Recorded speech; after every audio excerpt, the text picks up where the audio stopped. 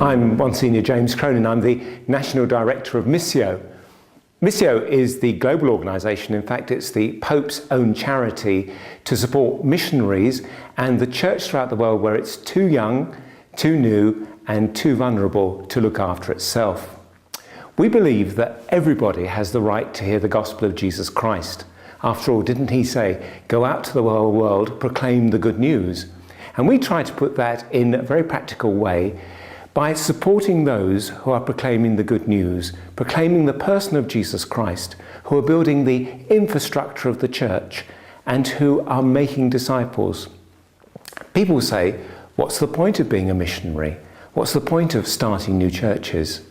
But didn't Jesus say everyone has a right to hear his word? Everybody has a right to become a child of God.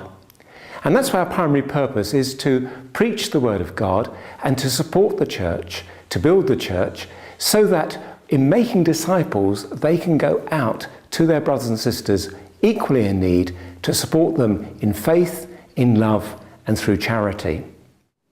In England and Wales, we support 1,069 mission territories throughout the world. What does that mean? It means that every bishop is given a grant to help him to run his diocese. It means that we can train the future priests and religious brothers and sisters and also catechists who are going to be the future leaders of the church tomorrow. And of course, through our Mission Together programme, we're supporting and feeding thousands of children, many have been abandoned or lost, and who have nobody else to care for them except you and me. But then, that's something that the church has always done.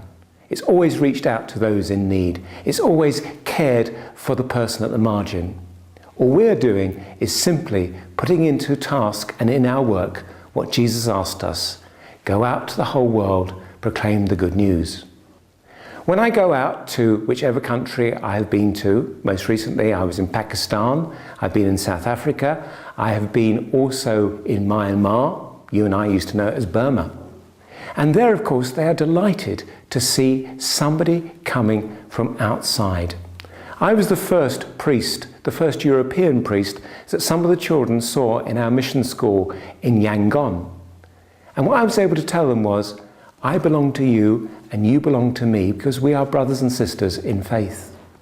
When I vest for Mass and put vestments on and can celebrate with the Bishop in Myitkyina up in northwest Burma, Myanmar, I go there as a brother. Together we celebrate one faith, the unity of our sacraments, and the belief that the church is a force for the good in our world.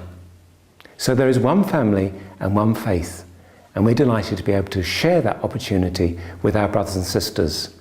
And I have the privilege often of being the public face of my brothers and sisters in England and Wales, who goes and greets your brothers and sisters in places that you will never have the opportunity of going to, but places that you are supporting and helping to grow and develop.